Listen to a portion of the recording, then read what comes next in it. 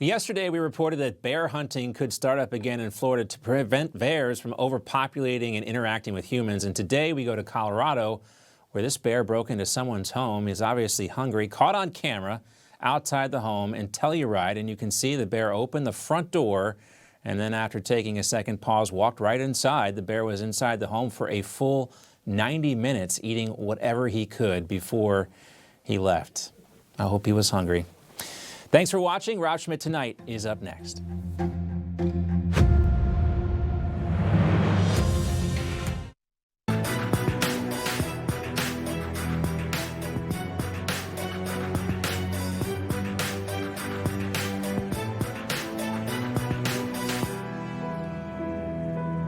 Welcome to Rob Schmitt Tonight. I'm Ed Henry in for Rob this evening. President Trump has done it again, getting Democrats to defend the indefensible, all because they have Trump derangement syndrome and are obsessed with doing the opposite of whatever he says or does. The old joke is if he cured cancer, they could come out and support cancer, which is not really a joke anymore because abracadabra, the president has now gotten Democrats to come out in support of crime, all because he took the dramatic and smart action of federalizing the police force in Washington, D.C. Far-left protesters last night in D.C.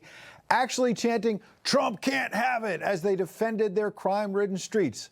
Such a disaster that leftists were actually turning on one another and fighting. And a fascist takeover of D.C. It is time to unite, not to fight each other the way they want us to do. And it is time to get people into the streets.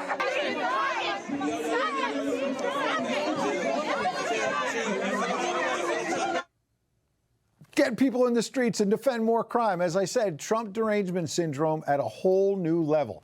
The left protesting against cleaning up the streets. Ladies and gentlemen, your modern Democrat Party, they are for murder and mayhem.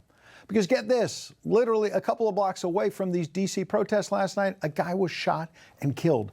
The 107th murder of the year in D.C., and it's only August. So the Democrats are losing on the substance yet again. It's like the president said in the last campaign about men and women's sports. The left was on the wrong side of a so-called 80-20 issue.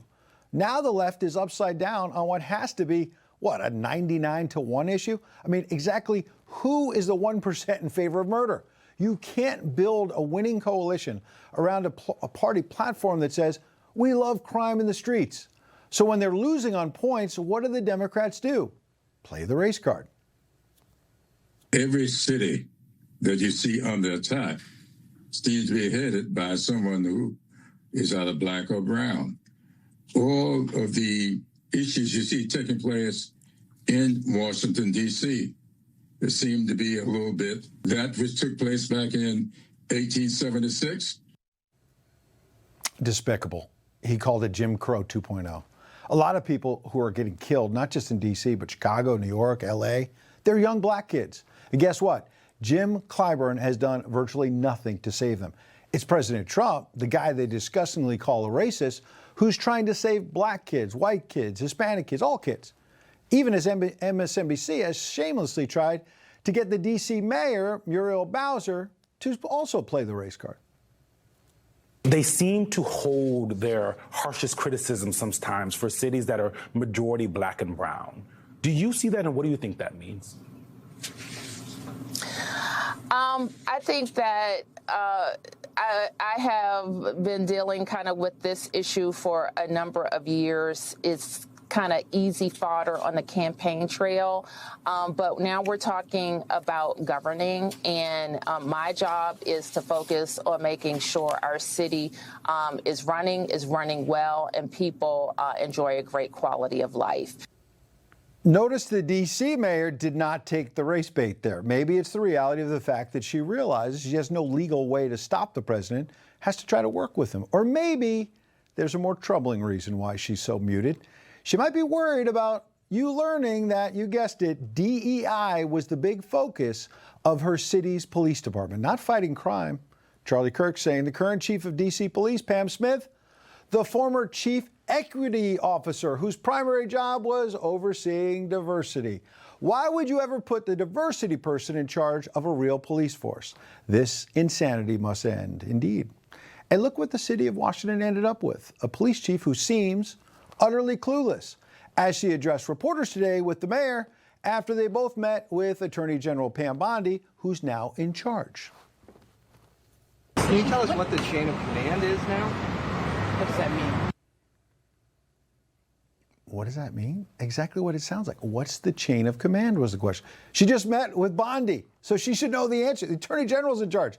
But if you can't figure that out, maybe that's a sign you can't handle crime either. One of many reasons why D.C.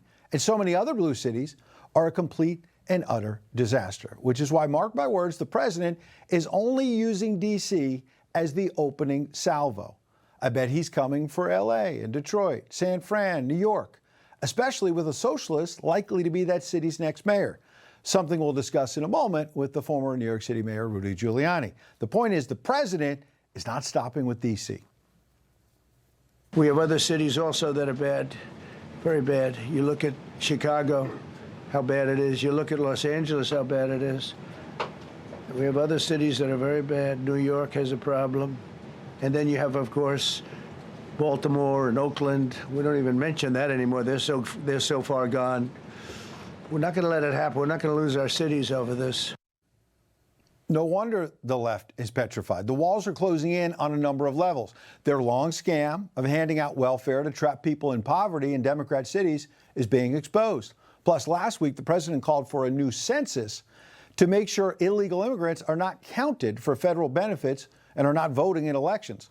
Plus, the left's Russia collusion conspiracy is being exposed as well, which may not be unconnected to Hillary Clinton suddenly getting a little cranky, writing, "As you listen to an unhinged Trump try to justify deploying the National Guard in D.C., here's reality. Violent crime in D.C. is at a 30-year low." Now, that's wrong. Maybe Hillary's getting nervous about the Russiagate allegations. Breaking tonight, the FBI chief Kash Patel has now declassified documents showing a Democrat whistleblower told the agency in 2017 Adam Schiff was purposely leaking classified info against the law to hurt President Trump. We'll dive deep on that later this hour. But Hillary's fingerprints are all over that collusion conspiracy as well. And she was lying about the crime numbers. Crime in D.C. is not down. A top D.C. official recently got caught cooking the books to make Washington look safer. That's what communists and socialists do when the facts don't fit their little narrative. They lie, like these crazed liberals that we found protesting outside the White House. Yes, the criminal in the White House, I want him out. What about the violent criminals on the streets of Washington? I want that criminal.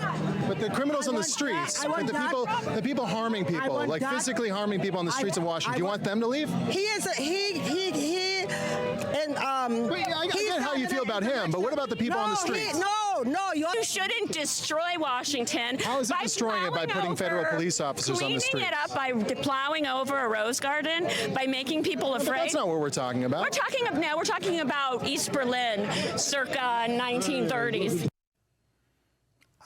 It's always you're a Nazi when they can't win on the merits. Did you catch your T-shirt there at the end? Immigrants are not criminals, but the president is. He's not a criminal, and legal immigrants are welcome in America. It's the illegal ones who are being deported. Many of them, by the way, violent criminals. That's what ICE focuses on.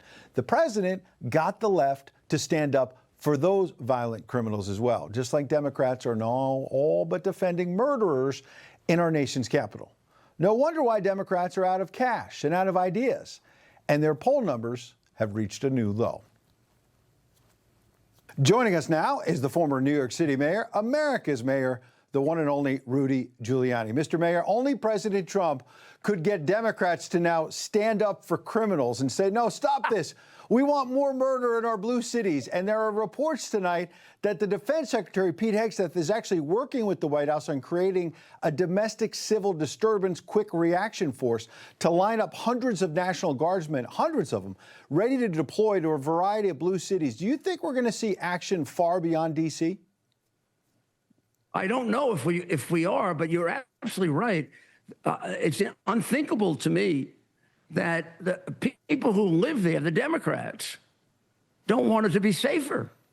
So I calculate there's a 4 or 5 times greater chance of being shot or murdered in D.C. than in New York. It's number 5 in the country for murder and shootings, even with the decline. So when they say, oh, we've reduced crime, that doesn't mean anything to the family that gets notified tomorrow that their kid was shot and killed. That's right. There's a 5-time greater chance when you walk out at night in D.C. that somebody will shoot and kill you than in New York City. It's unbelievable. My son is 24. And that is, so let's take all the other crimes, and roughly the same thing is true. Some worse, some a little better. It's the 5th most dangerous city in the country. So it's most of the my rest son, of the country. Yeah, I wanted to tell you, pardon me, my son is 24, and he's had literal crackheads follow him into his apartment building, into the metro there. Thankfully, he hasn't been hurt, but he's had friends carjacked and all the rest of it, and they want to tell us that it's a safe city. You know something about this. When you first took over and were elected in 1993, crime was obviously rampant in New York City, almost 2,000 murders, as you know. We got the numbers, one of the highest annual totals in the city's history. Robberies, rapes, unprecedented levels. Crack cocaine epidemic was fueling all this gang violence. By the time you left office, I don't need to tell you, overall crime down over 50%, murder down 66%, shootings down 72%. Are we now seeing the modern day version of a need for the broken windows theory that you implemented to bring all those numbers down? Is the president now maybe going to do this in D.C. and other cities? Yeah, it needs the broken windows theory, which is to pay attention to small things as well as big things. And number 2, the CompStat program that measures crime very scientifically, very accurately, and the response to crime is a response based on prior crimes and not on politics or instinct, and also it disciplines your police department to start thinking about reducing crime, not just making arrests. The big revolution that I created in the New York Police Department was we used to measure success by an arrest. Well, an arrest is a failure because the crime has already taken place. The real goal is to reduce crime. And the CompStat program, by measuring crime, can show you where you're reducing crime, where you're not, and where you're not. It starts to raise the questions as to why. Now, if you employ that program, you end up with a much more disciplined police department based on success rather than somebody's hunch. I would say that's what they need really desperately. They need a really, really intense application of the CompStat program. Yeah, well, and they now have Judge Jeanine Pirro, who we both know very well. She's the new U.S. attorney in Washington, D.C. She's talking about getting tough. But take a listen to the D.C. Attorney General. He was recently asked about whether they need more arrests, more prosecutions. Here's what he said.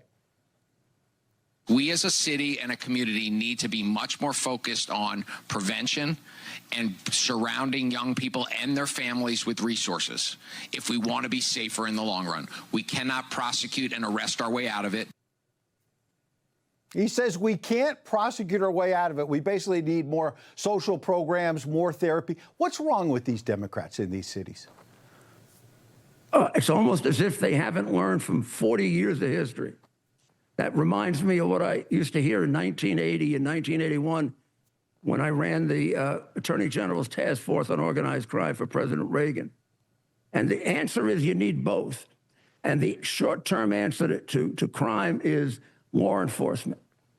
You're not going to deal with crime in the immediate 3 or 4 years by some kind of long-term social program. That changes society, but it's not fast enough to deal with the 5 times more people that want to kill you in the District of Columbia than in New York. Yeah. For that, you need law enforcement, and you need a lot of it, and it has to be very good, and it has to be very accountable, and you have to use your resources based on an analysis of the crime statistics that are not, nobody fools around with them. When Brad and I first introduced CompStat, we had to actually fire police officers who were cheating, because it was so important that we get the right statistics. And it took a year, but in the first year, we brought crime down by 12, 15%. So if you introduce, I did this in Medellin, Colombia, and brought crime down 57%. So I've done this all over the world. Incredible. It works. It works if you're honest about it. Well, last thing then, Mr. Mayor. We know it works. I got 15 seconds. Could the city we love actually elect a socialist in Zohran Mamdani who wants to defund the police? It looks that way, doesn't it, Ed? And he's a communist. He's an out-and-out communist, 100%.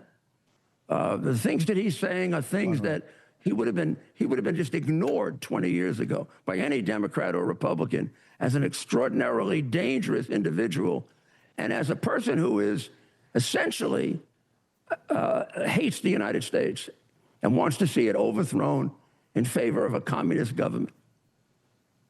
Crazy, crazy stuff, crazy times. Mr. Mayor, you're a voice of reason during these times. America's Mayor, Rudy Giuliani. Thank you, sir. Thank you, Ed. Great job. Beyond New York, the president has his eyes, of course, on cities like Chicago as well. Here was the press secretary, Caroline Leavitt, earlier today. The president is speaking about what he'd like to see take place in other cities around the country. Right now, this administration is focused on making D.C. safe and beautiful again. When the time comes, we'll talk about that. But I will note that the president wants to see all of our nation's cities be safe. But I think starting with our nation's capital is a great place to begin, and it should serve as a model for the rest of the country. Chicago has notorious crime problems, particularly on the south side, dubbed by some celebrities as Chirac due to the extreme violence. And while Chicago has seen a slight decrease in homicides in recent years, violent crime well above the national average, as you see, with aggravated assaults reaching a 20-year high last year. Raymond Lopez is a Democrat who's the alderman for the 15th Ward in Chicago. He joins us now live. Welcome, sir. Obviously, D.C. is unique because of the Home Rule Act. The president has less executive power to federalize a place like Chicago, jump into a state like Illinois. But do you think Chicago should welcome this kind of federal government help? How bad is it in your area, in your ward?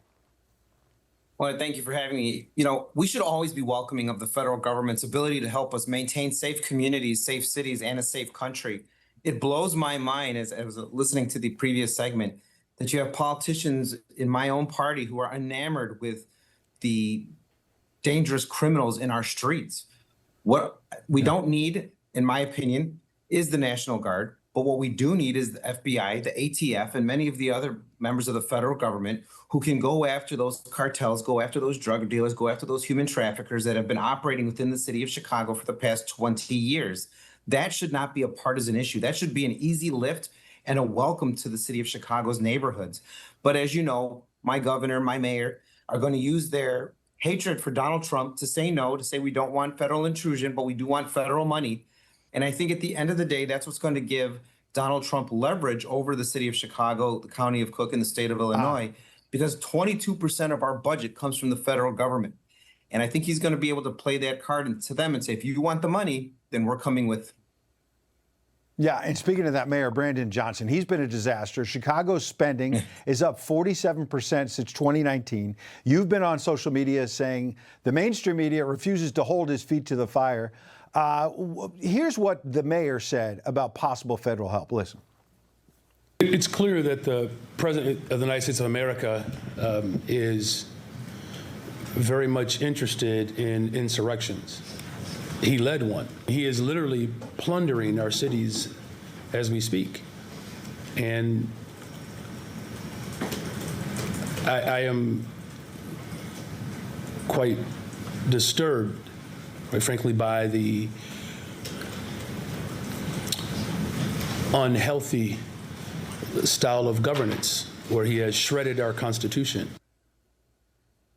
How is it unhealthy when the mayor doesn't want to help the president and Tom Homan, the border czar, tell ICE where these criminals are and deport them, get them out of your city? You know, I still remain the only Chicago elected official that met with Tom Homan to discuss how we could possibly work together to go after those dangerous elements that were allowed to come into our communities under the previous administration. Our mayor is not concerned about that. And I find it ironic for the mayor to talk and point the finger at Donald Trump and insurrection while simultaneously giving carte blanche to the youth of Chicago to destroy our cities, to do pop-ups, to do all these street takeovers every single weekend, to have illegal events and parties in neighborhoods that create mass shootings multiple times every weekend, this summer so far, and yet he wants to point the finger at what Donald Trump is doing. People in glass houses definitely should not be throwing stones, and the mayor with less than 7% approval rating needs to be careful of how many rocks he's throwing right now. Yeah, speaking of throwing stones, the last 30 seconds we have. We played a clip before from Jim Clyburn, one of the leaders in your party, and Democrats, been in Congress forever, saying this is Jim Crow 2.0, making it all about race, sir. Isn't Donald Trump and you trying to help black kids, white kids, Hispanic kids? Let's protect all the kids. Public safety should not be partisan, and it shouldn't be racial. It shouldn't be radicalized and racialized in the way that we're seeing it. It's really a disservice to communities. And let me just say this, as somebody who represents African Americans and Latinos, when you continuously ignore the victims in those communities, black and brown victims, at the expense of black and brown criminals, you have to wonder just who's really the racist in that equation. Well, Raymond Lopez, you're someone who's very courageous to speak out and against some in your own party and speak truth to power. We appreciate it. Thanks for coming on. Thank you. Coming up, some major breaking news tonight in the Russia hoax investigation. FBI Chief Kash Patel declassifying some bombshell documents showing a Democrat whistleblower came forward to say that guy, Adam Schiff, was breaking the law. Why the senator may be headed for the slammer and going behind bars for a very long time. We reveal the criminal charges that may be coming next. Real heroes. Real conflict. Real threats. Real heart. Now there's a place America gets its news. Newsmax. We're real news for real people. Millions are turning off the old channels and switching to Newsmax, the fastest growing cable news channel in America. No agenda, no spin, just the facts. Millions watch us, so can you. Newsmax. We are real news for real people.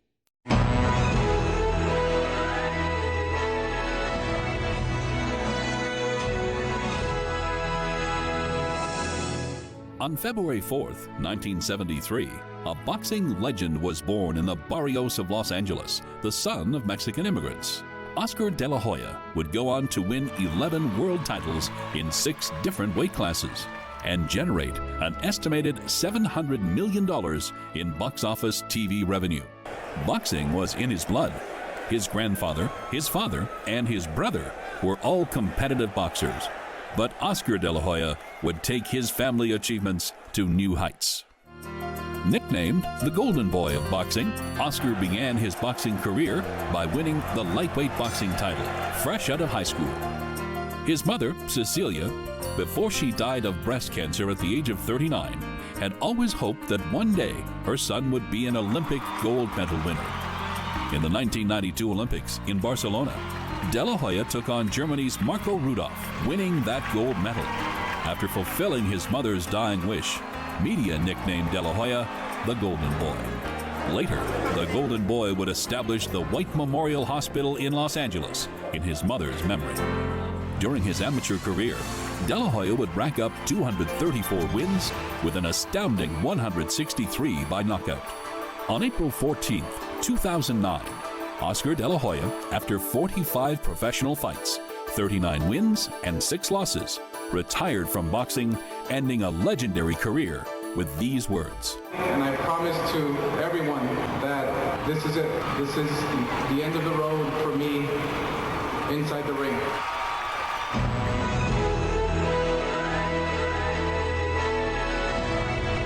You're watching An American Life on Newsmax TV. People can't stop talking about Rob Schmitt. I trust the news from Rob Schmitt every single day. They say he's no BS. No BS. No liberal crap. He hates liars. The honesty and up-to-date news and none of the fake news. He tells it better than anyone. Everything is straight, legit, real news. He's your voice. Rob Schmitt, 7 p.m. Wouldn't miss it. Tune in to Rob Schmitt tonight on Newsmax. I love Newsmax. Welcome back. I'm Ed Henry filling in for Rob this evening. Major breaking news in the Russia hoax investigation. This one might actually have Senator Adam Schiff trading in his suit and tie for a little orange jumpsuit after a Democrat turned on him. FBI Chief Kash Patel declassifying agency documents would show way back in 2017 an employee of the Democrat-led House Intel panel blew the whistle on then-Congressman Adam Schiff. This Democrat had the courage to tell the FBI Schiff had approved leaking classified information in order to smear President Trump, which, if true, would be espionage. The whistleblower also told the FBI, quote, ranking member Schiff was particularly upset as he believed he would have been appointed as director of CIA had candidate Hillary Clinton won the election. He was bitter. Tough times for Schiff. Earlier today, the U.S. Attorney for Washington, D.C., Jeanine Pirro, confirming she's actively investigating Adam Schiff over another big deal, which is the mortgage fraud case. And a brand new revelation about this, while the director of the DOJ's weaponization working group, Ed Martin, already has a special counsel probe over alleged mortgage fraud, as I said. White House Press Secretary Caroline Leavitt called the newly classified whistleblower allegations a bombshell, while saying the president wants to see Schiff held accountable. The president has already said he wants to see Adam Schiff held accountable for the countless lies he told the American people in relation to the Russiagate scandal. This administration is taking accountability very seriously. This is obviously a bombshell whistleblower report. Hopefully more people in this room will cover it as such. If this were allegations against the president or any of these cabinet officials, I'm sure everyone in this room would cover it as such.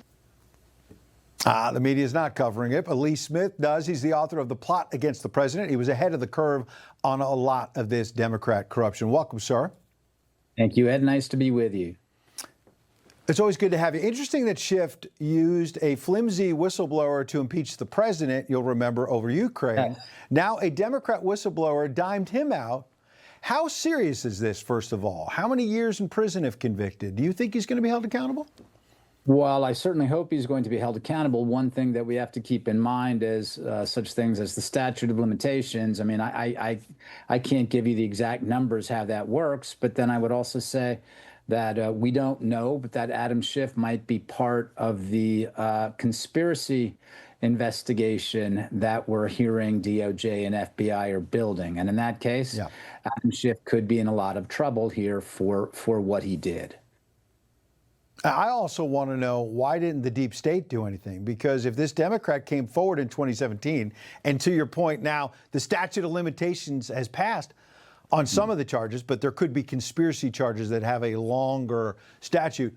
Where was the former FBI chief, Chris Wray?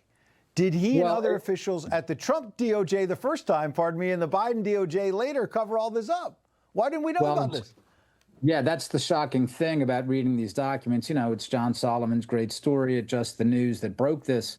But reading these documents, it's kind of shocking because the whistleblower went to the FBI and he's told, like, well, look, it doesn't matter because these leaks are okay because of the speech and debate clause. And it seems to me that the speech and debate clause does not cover leaking classified intelligence for the sake of prosecuting a political campaign against the president of the United States.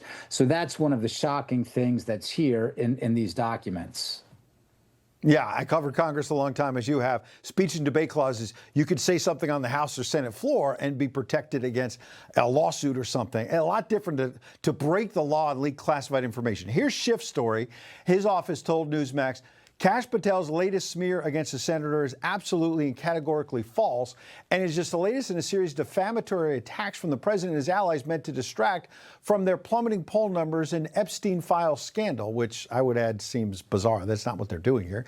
These baseless smears are based on allegations that were found to be not reliable, not credible, and unsubstantiated from a disgruntled former staffer who was fired. Interesting that they point the finger, and I find it interesting that, you know, they're all about, oh, they're taking things out of context and they're coming after me. This was never adequately investigated. We're just hearing about it now. And it's really rich, in my estimation, that Adam Schiff is saying, oh, I'm the victim of smears when he's been smearing the president. Your last thought. Well, one of the things that Adam Schiff has to keep in mind is what these documents disclose, and they disclose that they were getting staffers involved in this. And if we're talking about an investigation into what happened, presumably that's one of the first places investigators would go, to staffers, to find out what was happening. These are the lowest hanging fruit, and these people are going to be quite concerned that they're going to get dragged into Adam Schiff's problem. So that's his issue, that this report is about staffers. That's who is told to leak the information. So again, Adam Schiff could be in a great deal of trouble here. Yeah, and Ed Martin, as we said, is also investigating alleged mortgage fraud, which would be criminal charges as well. Lee Smith, check out his book. Thanks for coming on. Thank you, Ed. Coming up, Trump was right again. July's inflation numbers show the economy is in great shape, shooting down the panic and fears about the Trump tariffs and a possible recession. Wait until you see CNN's total 180 on all that. Next.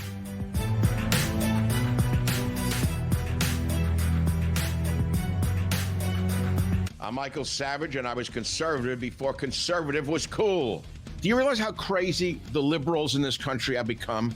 I do. You want to get me started today? I'll get started. Watch Michael Savage and the Savage Nation every Sunday night.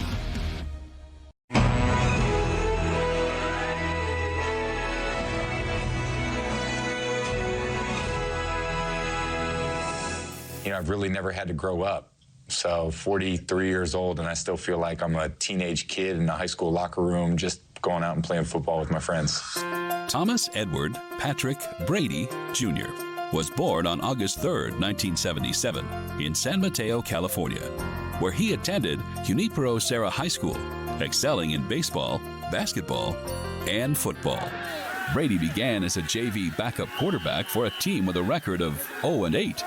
But by his senior year, Brady had thrown 31 touchdowns, earning him the All-State Award and his team's most valuable player.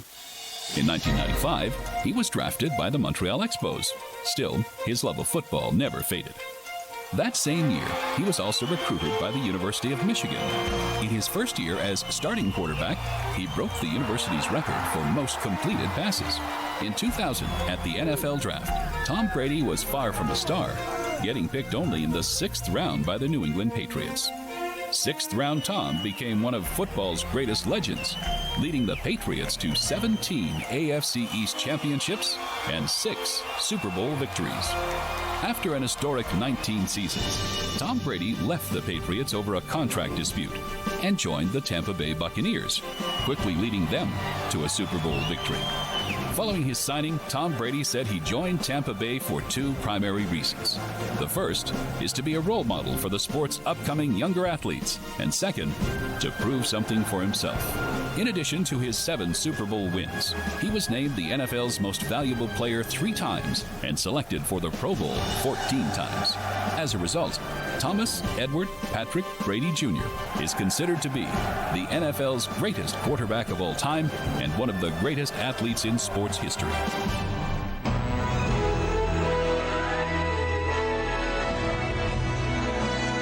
You're watching An American Life on Newsmax TV.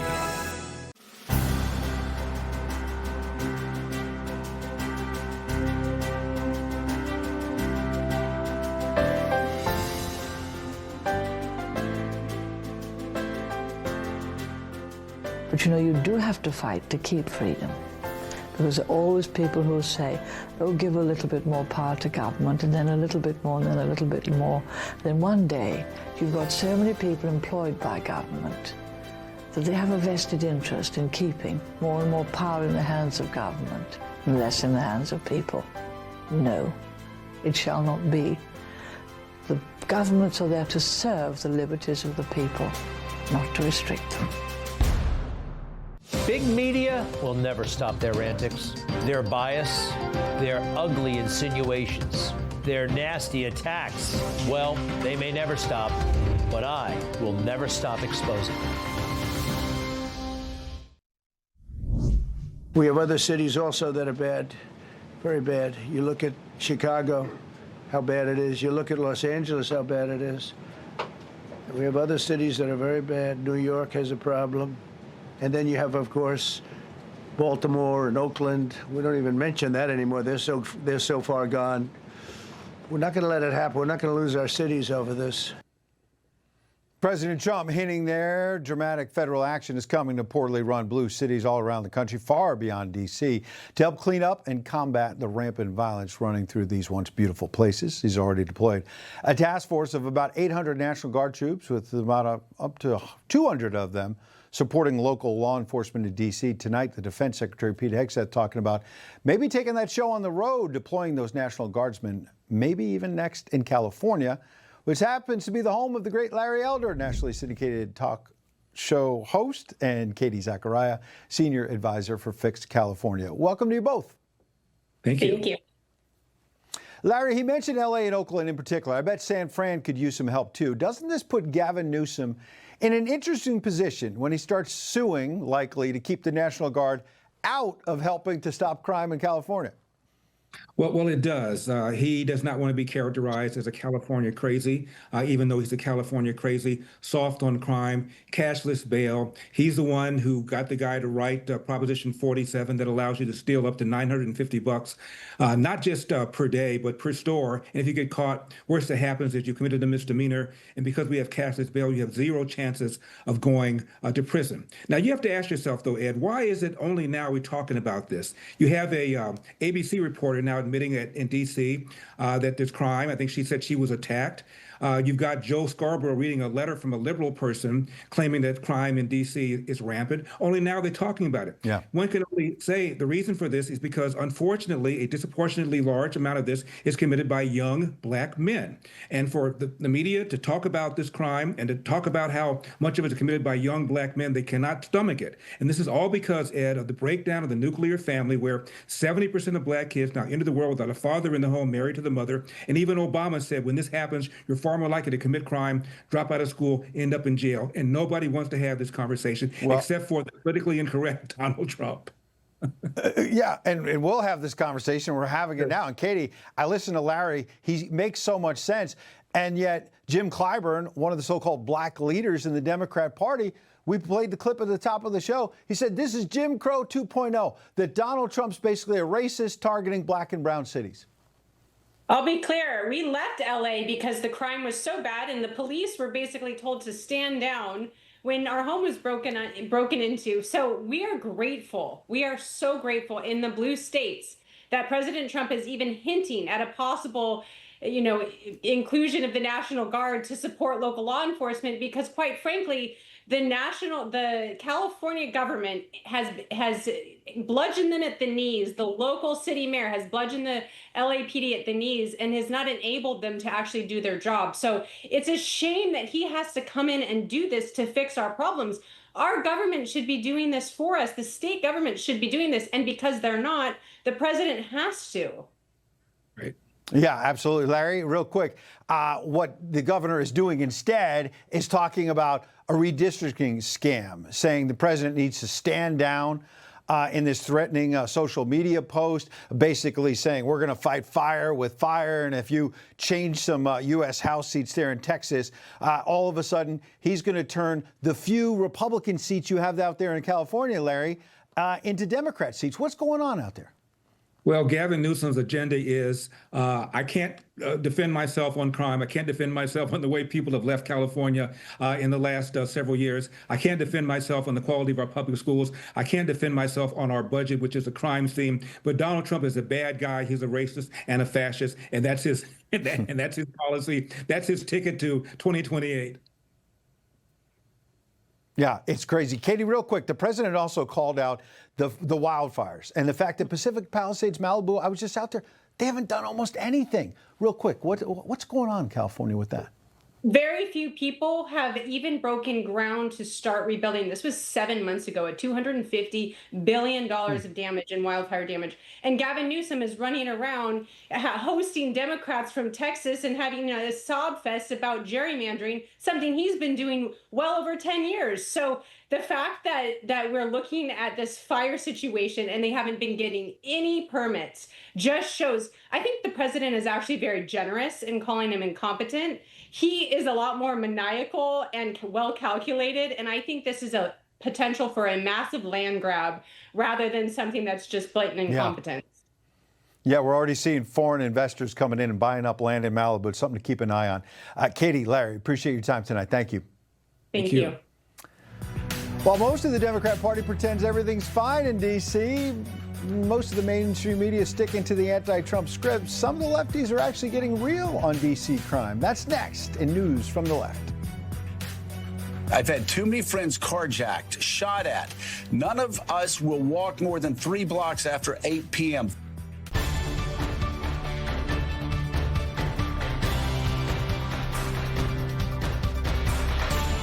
Nestled in the rolling hills of Northern Virginia, Bull Run Regional Park is a place of natural beauty. But beneath these peaceful landscapes lies the site of one of the most pivotal and bloodiest battles of the Civil War. This is Bull Run, where on July 21st, 1861, the first major battle of the Civil War erupted. Known as the First Battle of Manassas in the South, it was a brutal clash between Union and Confederate forces, a battle that shattered illusions of a short war and signaled years of carnage to come. I'm Lucy Celia, and this is An American Place on Newsmax.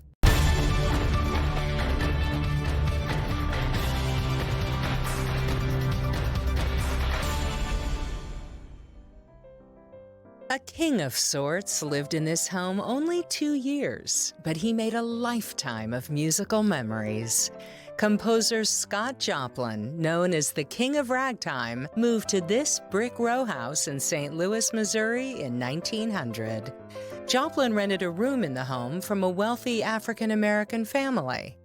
Years earlier, Joplin had a hit with his Maple Leaf Rag, but while it brought him fame, it did not provide a steady income.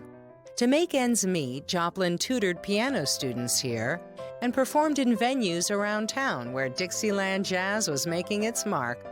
In this room, Joplin composed what would become his most signature composition, The Entertainer. A piano player in the back of the house still fills the air with the composer's most famous ragtime compositions. And while Joplin was launching ragtime into the mainstream and writing some of the most significant jazz tunes of all time, he desperately wanted to push boundaries even farther and publish an opera.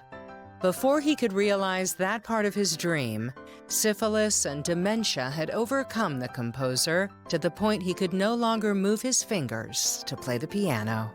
Scott Joplin once said, "When I'm dead 25 years, people are going to begin to recognize me." Indeed, in 1973, pianist Marvin Hamlish's rendition of The Entertainer became the theme song to the Oscar-winning movie The Sting. Joplin's song soared to number 3 on the Billboard pop charts, placing the turn-of-the-century ragtime artist alongside Michael Jackson, Elton John, and Paul McCartney. And it all started from one African-American legend, working at his piano inside a rented room in what is now known as the Scott Joplin House. I'm Lucy Celia, and this is An American Place on Newsmax TV. Newsmax is my favorite. I watch it every day. I like Carl Heavy, 5 o'clock, and then I watch Rob Smith. He's my favorite. And then the last one is Greg Kelly. Greg Kelly's awesome too. You guys are my favorite station. You guys tell us the truth about everything that's happening, not all of these fake news, because that's what we need. The country needs to tell the truth.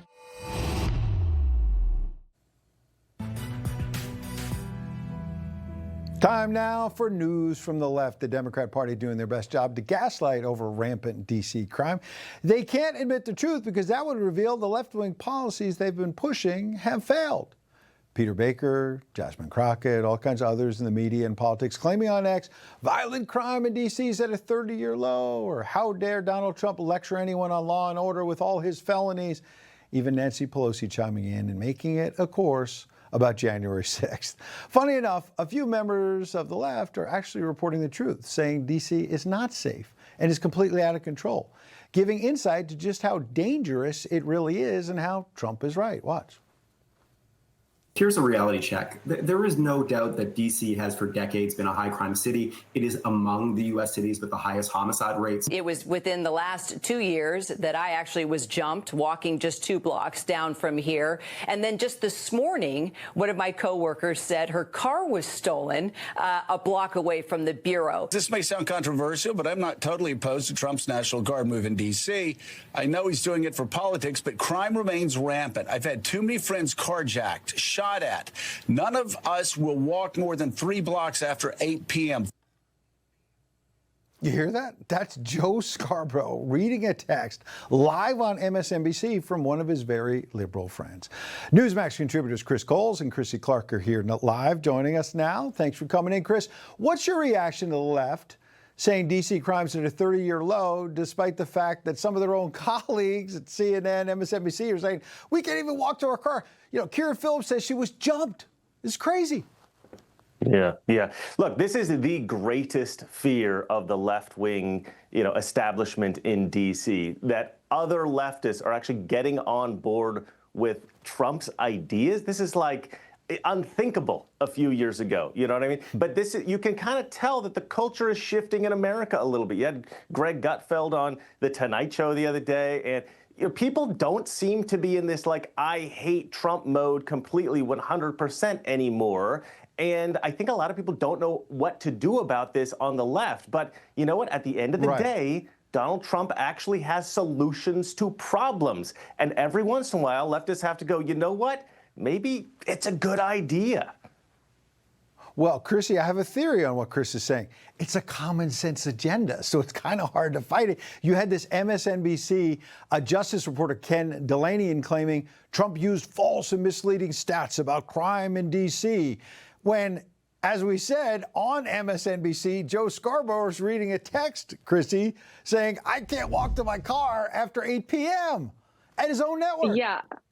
I know, and you lived there as well, if you're not still living there. I lived there for a couple of years, and I witnessed many shootings. Unfortunately, I've heard them. I witnessed one happen 6 feet in front of me. Forever will be traumatized by it. I was shot at. I had a homeless man run at me with a knife, and then I got in trouble for pepper spraying him.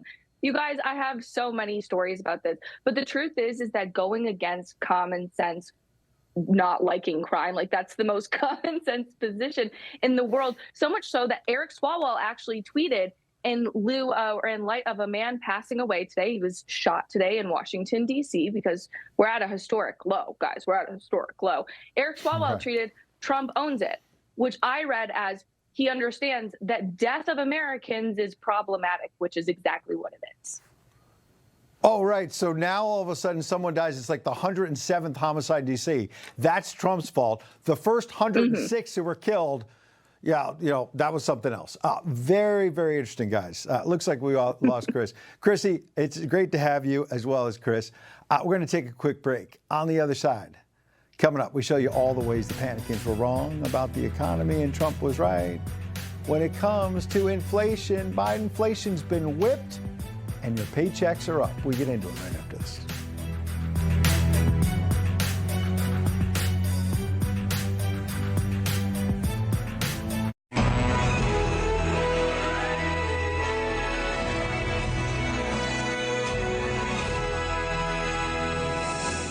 Betsy Ross was born Elizabeth Griscom on January 1st, 1752, the 8th of 17 children.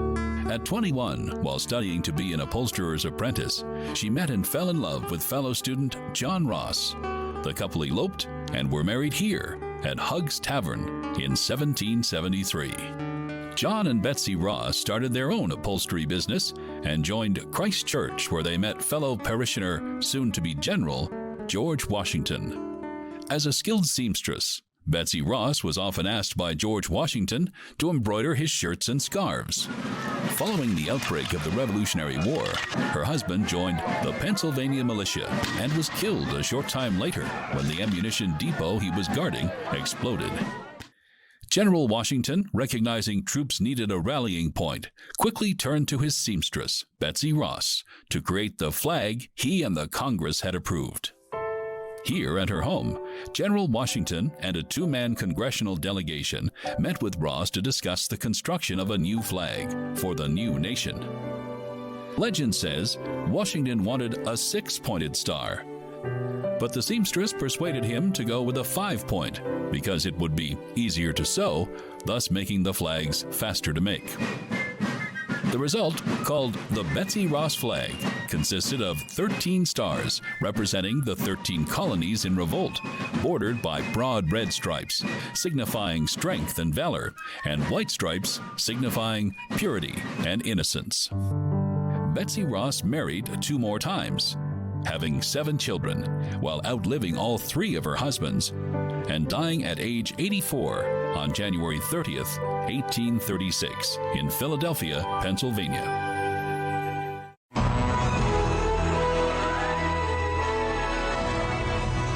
You're watching An American Life on Newsmax TV.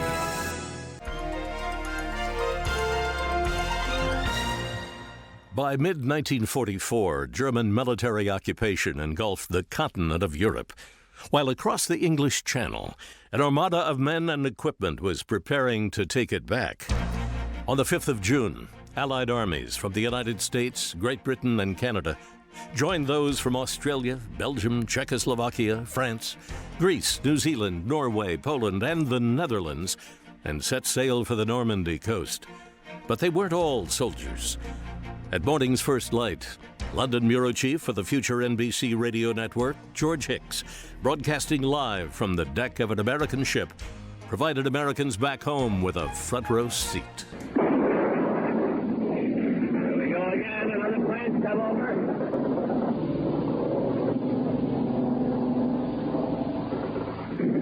Right over our port side. Rangers are making an arc right over our bow now.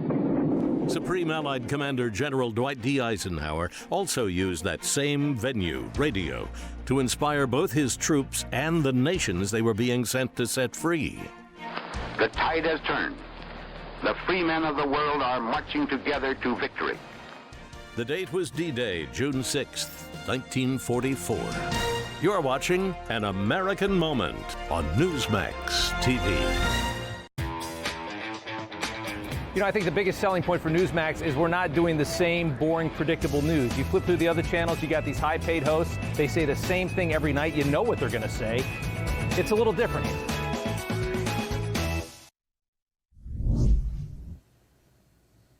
We'll see even higher prices on virtually everything. And that adds to the deepening concerns among economists that the U.S. and indeed much of the world may be on a collision course with a recession. A brand new measure of inflation and how far you can stretch your dollar. This morning's new numbers deliver some good news. Inflation did not rise as much as expected. The so-called financial experts like CNN's Wolf Blitzer were all dead wrong about the Trump tariffs and their impact on inflation. They were economic Chicken Littles. The sky is falling, but as you heard CNN hint there at the end, there was some good news this morning in the inflation report. Consumer Price Index came in at 2.7% year over year. That beat Wall Street expectations. The core CPI number came in a little hotter, 3.1%, slightly above expectations. But the markets loved it. Stocks were soaring. More than 4 months since President Trump's Liberation Day, this July number appears to be total vindication of his economic vision. Inflation did not go out of control. It's been tamed, and investment is returning to America. The stock market, as I mentioned, now at record highs. On top of all that, U.S. small business optimism has now risen to a 5-month high. CNBC's Rick Santelli described the previous inflation fears best this morning. Much of the hoopla about the big bump in tariffs hasn't really materialized. How some of these surveys, whether it's business confidence or many of the other metrics that we use, University of Michigan and some of their inflation indices, with all the politics interceding in much of the economics of the markets, it certainly seems though those surveys were a bit out of whack. Out of whack, or as White House Press Secretary Caroline Leavitt put it, ignore those panicans. Ignore the panicans and trust in President Trump. That is our motto here at the White House. The America First economic agenda is working. Trust in Trump. Seems like a good motto. Anthony Esposito is the CEO and founder of Ascalon Capital. Anthony, thanks for coming in. You know, my friend Stephen Moore was in the Oval Office last week showing off all these charts, and it had paychecks under Donald Trump was the big number. And they like the Biden paychecks were like way down here with Biden inflation. Now it seems like the president's tamed that. Does that set the stage for an interest rate cut in your estimation starting in September and really get the mortgage rates down and the credit card rates down? Look, I think we are setting the stage for an interest rate cut. Inflation was way out of control. CPI was up at 9% under Biden. We've brought that down. It is still above the 2% target for whatever that's worth, but it's continuing to come down. And the big thing is tariffs. The fear-mongering was wrong. Tariffs did not create this big bump in inflation, and this inflationary pressure reignited back into the economy. So we are set, and the market kind of gave that signal today, right? We saw 10-year yields come in. We saw the equities run to all-time highs. We had the S&P close above 6,400 cash for the first time. So markets are expecting it. I think rates will get cut. The stage is set, and the Trump agenda is working. Yeah, this could be an incredible bull run. Your thoughts, though, on the fact that, like, the same mainstream media, when Liberation Day happened and tariffs brought the markets down, it's like, your 401k is dead, you are screwed. And now it's at record highs, and they don't want to talk about it. No, I've never seen a group of people who call themselves Americans so happy to talk about fake bad news and so upset when the news is actually better than expected. They over-surveyed left-leaning Democrat people. They came up with really bad soft numbers, so soft surveys, not hard economic data. And then when the hard economic data comes in better than expected, they hesitate to make the report. Yep, and it seems like we're back. The golden age the president's talking about. Anthony, thanks for coming in. Thanks for having me. Well, we'll be right back. Some breaking news about the Israeli prime minister right after this.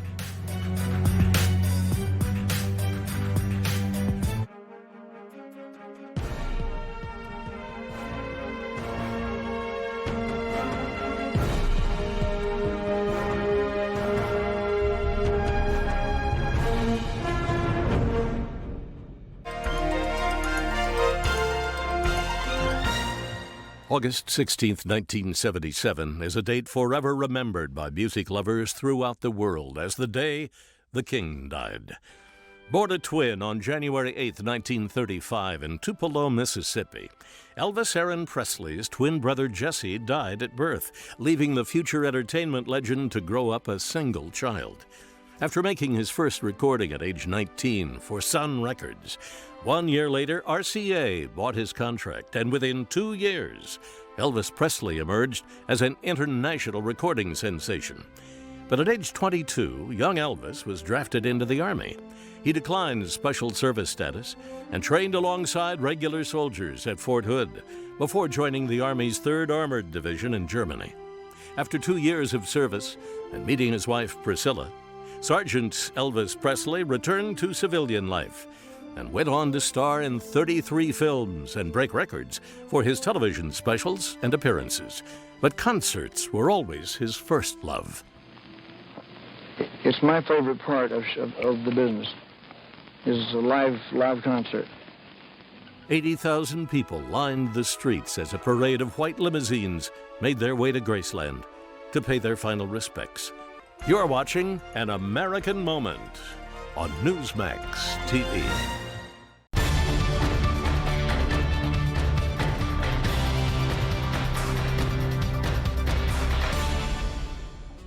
Castillo San Felipe del Moro, also known as El Moro, is an imposing fortress standing guard at the port of San Juan, Puerto Rico.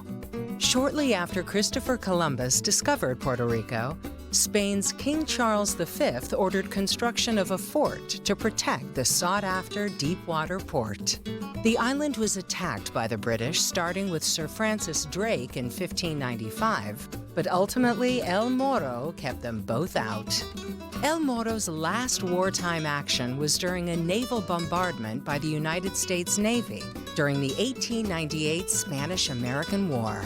El Moro is a UNESCO World Heritage Site and part of the U.S. National Park Service. Visitors marvel at the garitas, or sentry boxes, located around the outer walls of the fort. The cannon batteries provide breathtaking views of the harbor and Atlantic Ocean. A fortress that, for hundreds of years, was very good at keeping people out, now welcomes them by the hundreds every day as one of Puerto Rico's most popular and beloved attractions. I'm Lucy Celia, and this is An American Place on Newsmax TV.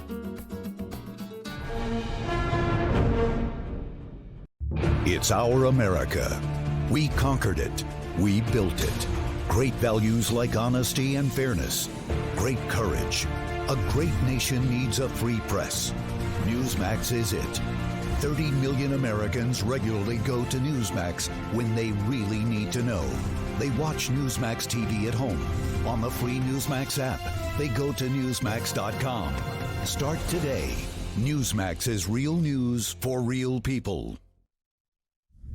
Israeli Prime Minister Benjamin Netanyahu edging closer to taking over Gaza. Tomorrow, he'll be speaking at an exclusive Newsmax event in Jerusalem. We will bring it to you live right here at 1 p.m. Eastern. Expect a lot of news. Our colleague, Carl Higbie, also in Israel all week. He just did an outstanding interview with our U.S. ambassador to Israel, Mike Huckabee.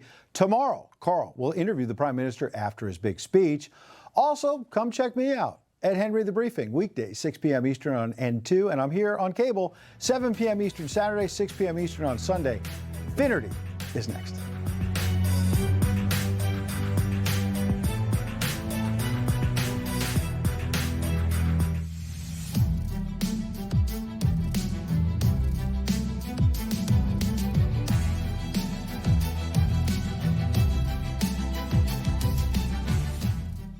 According to brand new numbers released this morning from Customs and Border Patrol, illegal crossings have fallen to all-time lows once again.